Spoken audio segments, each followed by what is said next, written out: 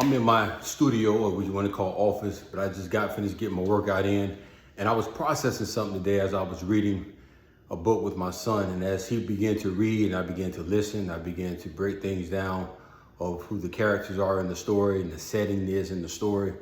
And I started to really think about my childhood. And I was like, wow.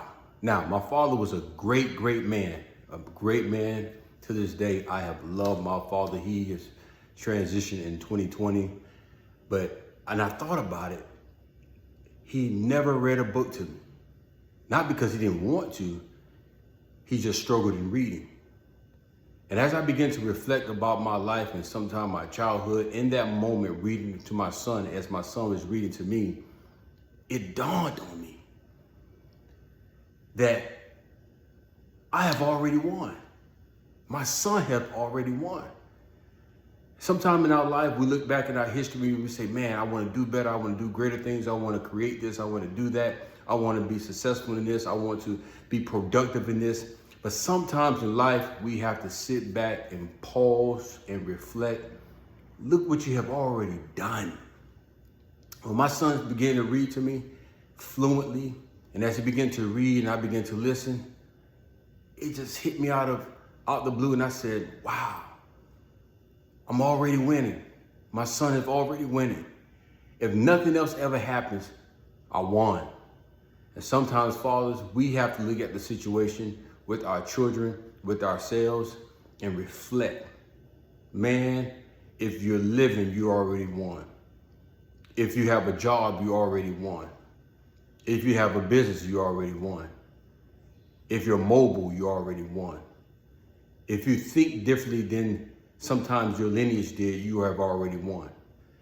And I think that is so critical, and I think that is so important, because sometimes in life we look and we're trying to move forward to the next thing, to the next thing, to the next thing, and trying to look productive or be successful in our own eyes. But we have to realize success is when you have grown from one spot to a new direction, from one spot to a new purpose, from one spot to new productivity.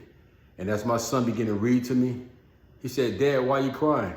Maybe he's shocked because he didn't see me cry a lot. But man, that's another story, because we do have to learn how to cry. But as I began to cry with tears in my eyes, I said, son, you don't understand. Grandpa never read to me. And not because he didn't want to, that wasn't his strength. Now, years later, his seed, his son, is writing books. His seed, the same kid in third grade that struggled in reading, is an author. Now you're reading to me fluently. Man, that's powerful. That is productive. That is a game changer. That's legacy. That's heritage. And so we have to realize, as fathers, as men, and as mothers, as human beings, whoever you are, you have to stop and reflect, pause, process.